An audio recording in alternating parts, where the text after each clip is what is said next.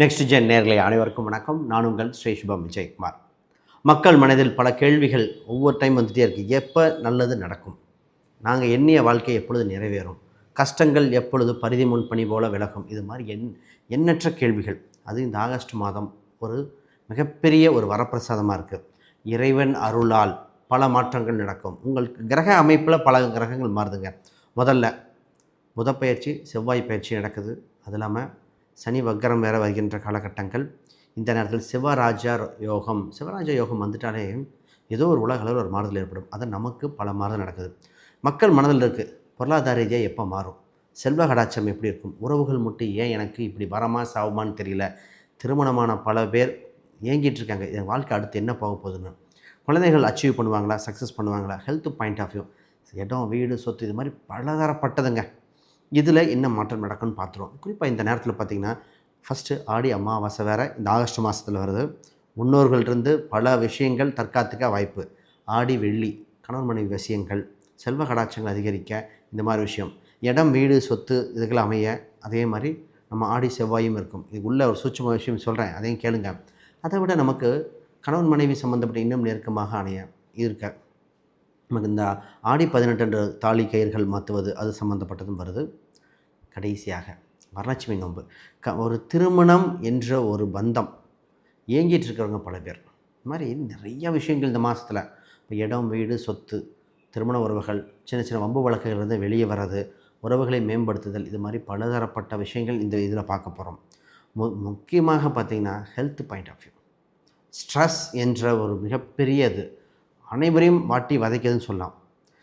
உங்கள் ஏமாற்றப்பட்ட விஷயங்கள் அனைத்தும் திரும்பி கிடைக்கும். நிறைய பேர் ஏமாந்துட்டாங்க, பொருளாதார ரீதியாக சரி, நம்பி முதலீடுகள் சரி. இதை பற்றி தெளிவாக பார்ப்போம். ரைட், ரிஷபராசி அன்பர்களே, உங்கள் கேள்வி என்னென்னு தெளிவாக புரிஞ்சிருது. நிறைய ரிஷபராசிகள் கமெண்ட்டில் கேட்டது எல்லாமே ஒரே விஷயம். வீட்டில் சிரிப்பு சத்தம் குறைஞ்சிட்டு வருது, பயம் அதிகரிச்சிட்டு வருது, தனக்குண்டான ரெஸ்பெக்ட் இல்லை, பிரச்சனையில் வந்துருமோ, கடன் ஆயிருமோ, எப்போங்க நாங்களாக வாழ்வோம், எங்கள் வாழ்க்கை எப்போ மலரும் என்ற கேள்விக்கு விடை தருகின்ற மாதம் தான் இந்த மாதம். முதல்ல இந்த சிவராஜ்ய யோகம் உங்கள் ராசிக்கு ஏற்படுகின்ற காலகட்டத்தில் மிகப்பெரிய யோகம் இருக்குது. அதை விட முக்கியமாக உங்கள் ராசி அதிபதி சுக்கிரன் கேதுவின் பிடியிலிருந்து வெளியே வரும்போது மிகப்பெரிய மாற்றம் ஏற்படுதுங்க. கேதுவின் பிடியில் மாட்டின போது கொஞ்சம் நஞ்சம் இல்லை.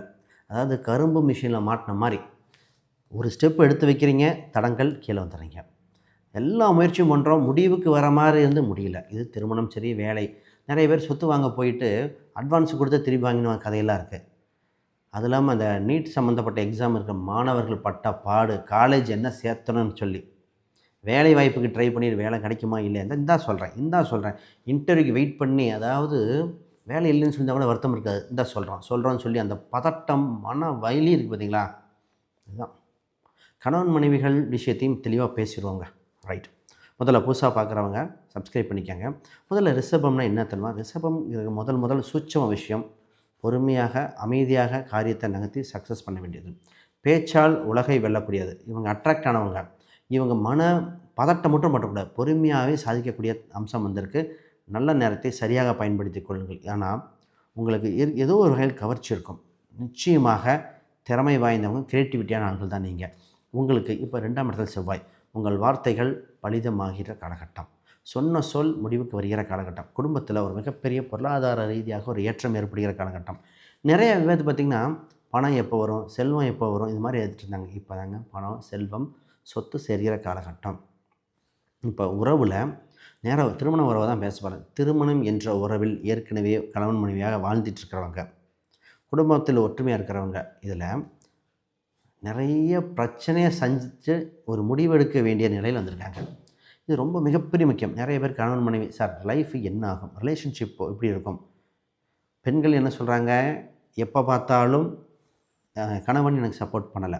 இதே கணவனாக இருக்கிறாங்க, எப்போ பார்த்தாலும் அங்கே இருக்கிற பெண்கள் பேச்சு கேட்டு குடும்பம் இல்லை, ஒரே இதில் ரூம் பாய் ஃப்ரெண்டு மாதிரி ரூமில் ஃப்ரெண்டாக இருக்கமே தவிர ஹாஸ்டல் தங்குற மாதிரி தங்குறோம். உறவுகள் அவ்வளோ இதாக இல்லை சார். இதுக்கு என்னங்க பண்ணுறது, அதுக்குண்டான வழிபாடுகள் என்ன, இதெல்லாம் தெளிவாக ஜாதக ரீதியாக பார்க்கும்போது. ஆனால் இதை கொஞ்சம் கவனமாக ஹேண்டில் பண்ணணுங்க, பொறுமையாக இருங்க. இது ஒரு பக்கம்.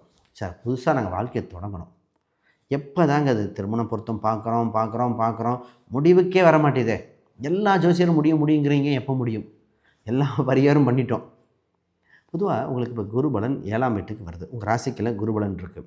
இது திருமணத்துக்கு ஜாதகத்தில் என்ன காரணமாக இருக்கும் அப்படின்னா, ஒன்று ராகு கேது, நேரடியான மறைமுக ராகு கேதுவோ, மாந்தி என்ற கிரகமோ, 7ஆம் அதிபதி பாதிக்கப்பட்டோ, தசாபுத்தி 6, 8, 12 தசாபுத்தியோ இது மாதிரி ஏதோ ஒன்று நடக்கும். அப்போ அதுக்கு தக்க பரிகாரம் செய்த அப்படின்னு திருமணம் வரும். இதோட இந்த ராசி குழந்தைக்காக ஏங்கின ராசிங்க. குழந்தை சம்மந்தப்பட்டது நிறைய பேர் கன்சீவ் ஆகி மிஸ்கேரேஜ் ஆனது. குழந்தையை நம்பி பண்ணி பல பேர்த்துக்கு ஒரு சில குழந்தைகள் உடல் உபாதை வந்தது. ஐவிஎஃப்பில் பண்ணி ஏன் இத்தனை நடந்ததுன்னா, பொதுவாக உங்கள் ஜாதகத்தில் ரொம்ப கவனமாக பண்ணியிருந்துருக்கணும். என்ன ரீசன் அப்படின்னு தெளிவாக சொல்லிடுறேன். உங்கள் ராசியை சனி பார்க்கும் காலகட்டம், பஞ்சமஸ்தானத்தில் சனி பார்க்கும் காலகட்டத்தில் குழந்தை சம்பந்தப்பட்ட முடிவில் கவனமாக இருந்திருக்க வேண்டும். கவனம். சரி, அதுக்குண்டான காலம், நேரம், சூழ்நிலை பார்த்து பண்ணிக்காங்க. இது ரொம்ப ரொம்ப முக்கியம். அடுத்து சார் வேலைன்னு வந்துட்டால் வெள்ளைக்காரன் தான் இனிமேல் இந்த ராசி. ஏன்னா வேலையில் ஒரு மிகப்பெரிய வளர்ச்சி ஏற்படுது.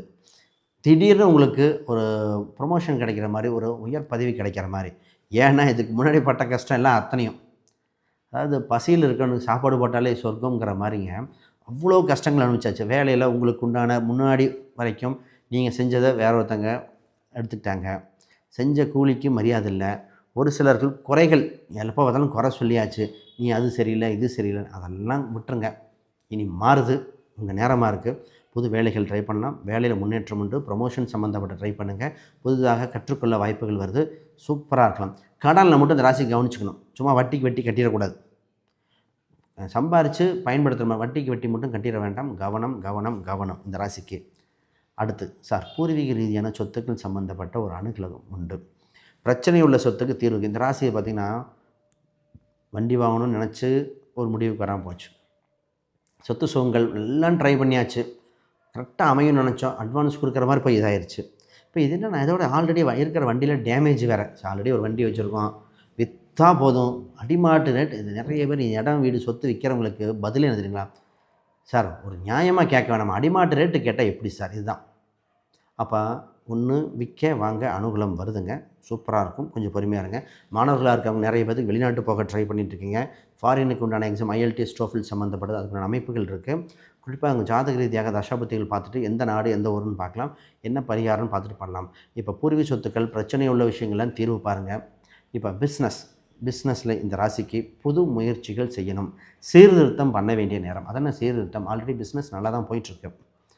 ஒரு சில மாற்றங்கள் பண்ணால் தான் இன்னும் ஒரு ஏற்றமாக இருக்கும். என்னென்னா, புது நடைமுறைக்கு தகுந்த மாதிரி மாற்றிக்கங்க. இல்லைன்னா இது அவ்வளோ லாங் ஸ்டாண்டிங்காக போகாது. நிறையா மாறுதல் பண்ணணுங்க.